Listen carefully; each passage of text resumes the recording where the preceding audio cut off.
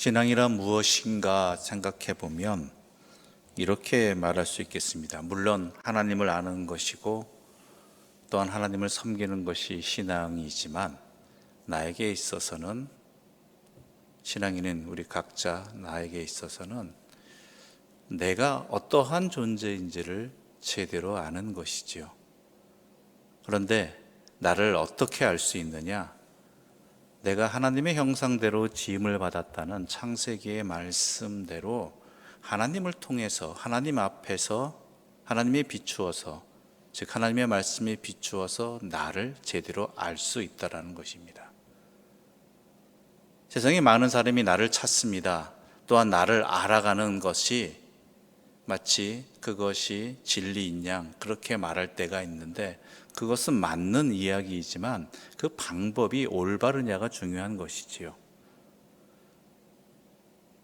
신앙을 통해서 즉 하나님의 말씀을 통해서 하나님 앞에서 내 자신을 바라보지 못한다면 인간은 절대로 자신을 제대로 바라볼 수 없고 알 수 없다라는 것이죠. 하나님 앞에서 내 자신을 바라보지 못한다면 때로는 내 자신의 가치를 제대로 모르고 자신을 비하할 때도 있고 때로는 지나치게 교만하여서 자신이 마치 무엇인가 된 것인 양 착각할 때가 있다는 것이죠. 우리가 하나님 앞에서 어떠한 존재들인가, 또한 하나님의 말씀을 통해서 내 자신이 어떠한 삶을 살고 있는가, 또한 하나님의 사랑을 통해서 내 자신의 가치를 제대로 발견해 나갈 수 있을 때에 우리는 우리 자신을 제대로 알 수 있고 또한 내 자신을 고쳐 나갈 수가 있고 살아갈 수 있다는 것이죠. 이야기를 왜 드리냐면 오늘 본문은 이렇게 시작되어지고 또한 마무리가 그에 빗대어서 또 다르게 나타납니다. 스바냐 선지자는 이스라엘 백성들을 향해서 이렇게 말하고 있습니다. 수치를 모르는 백성이다라는 것이죠. 수치를 모르는 백성.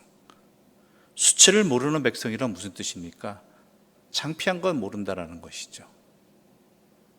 즉 이스라엘 백성이 지금 어떠한 상태인데 그 상태를 알지 못하고 착각하고 있고 교만하게 행하고 있다라는 것입니다.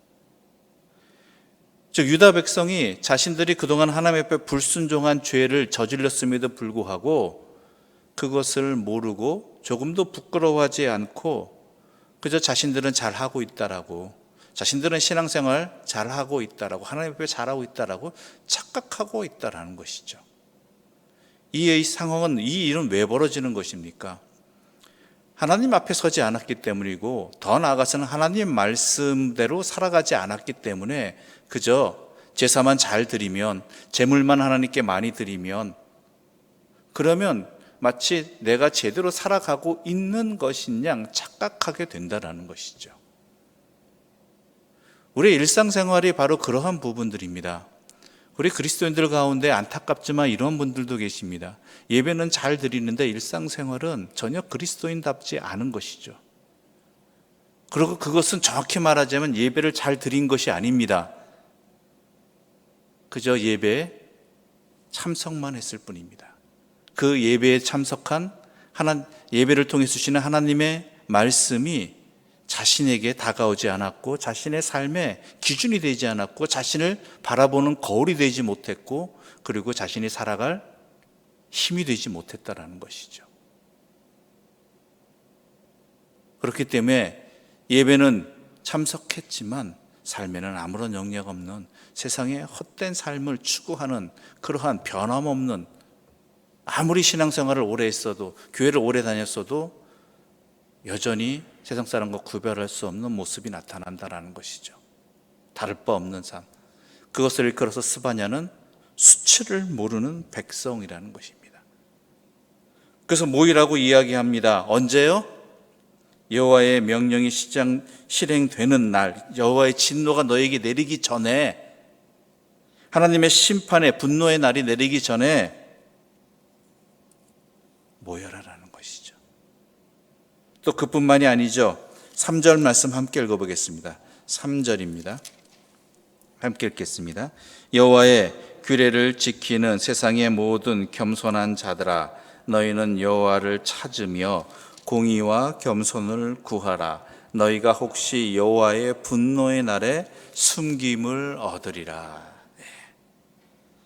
여호와의 규례를 지키는 세상의 모든 겸손한 자들아, 그렇죠?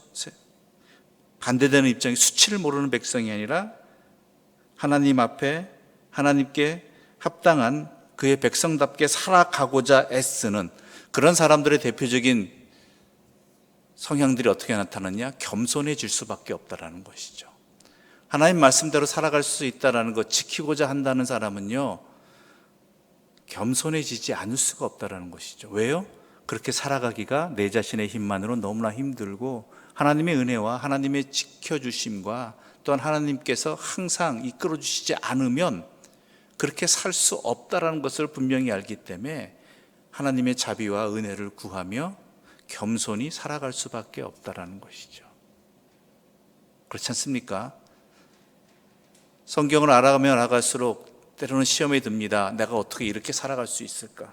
이 말씀 지키며 하나님 앞에 살아갈 수 있을까? 그리고 내 자신이 얼마나 하나님 앞에 불순종한 죄인인지를 하나님 말씀 앞에서 돌아볼 때에 너무나 절실히 깨닫게 된다는 것이죠. 그런데 그러한 나를 용서해 주시고 사랑해 주시고 변함없이 이끌어 주시는 하나님의 사랑을 또한 은혜를 그 말씀 안에서 깨닫게 되니까 힘을 얻을 수 있는 것이고 살아가게 되는 것이고, 나는 하나님의 은혜 없이는 살아갈 수 없는 존재이구나를 알기 때문에 겸손해질 수밖에 없다라는 것이죠. 그런 자들은 어때요? 하나님 앞에 겸손히 나아갈 때 하나님께서 그 분노의 날에 심판에서 숨겨주신다라는 것이죠.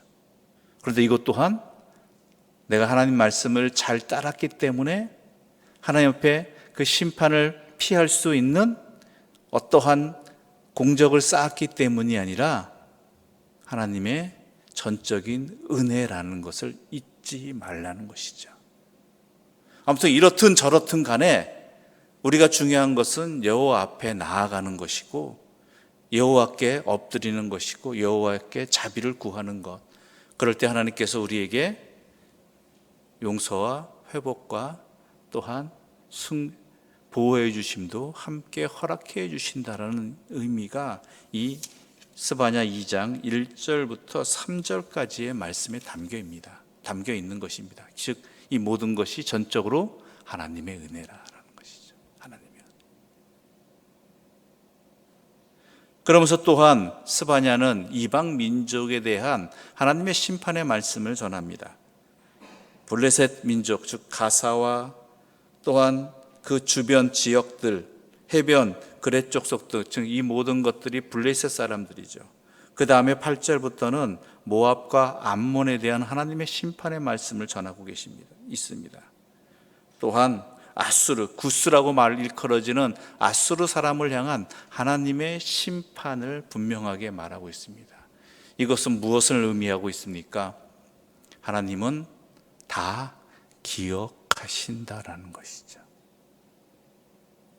즉 이 이민족들, 이방 민족들이 이스라엘과의 관계 속에서 어떻게 행하였는지, 또한 어떠한 행동을 통해서 이스라엘 백성들에게 어려움을 주고 하나님을 또한 거역했는지 하나님은 남김없이 다 기억하시고 결국에는 심판하신다라는 것이죠.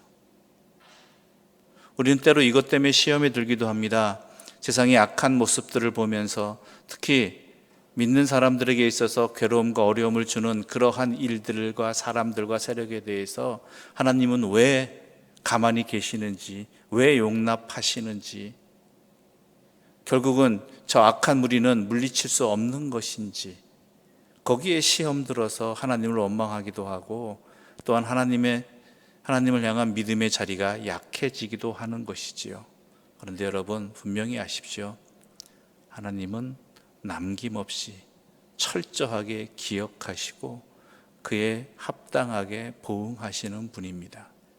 물론 하나님 앞에 돌이켜서 하나님의 은혜를 구하고 하나님의 자비를 구할 때 아낌없이 용서해 주시는 분이지만 그렇지 않을 때에는 하나님께서 그 모든 것들에 대해서 분명하게 심판하시는 분이라는 것, 이것을 믿으시면서 우리가 신앙생활에 나가는데 다가오는 유혹들과 또한 악한 세력에 대한, 악한 일들에 대한 근심과 시험을 물리쳐 나가는 내 신앙의 자리를, 하나님의 자녀로서의 자리를 지켜나갈 수 있는 믿음의 사람들 되시기를 바랍니다. 그런데 그 악한 모습의 대표적인 특징이 뭐냐? 15절 말씀입니다. 15절 함께 읽어보겠습니다. 15절 말씀입니다.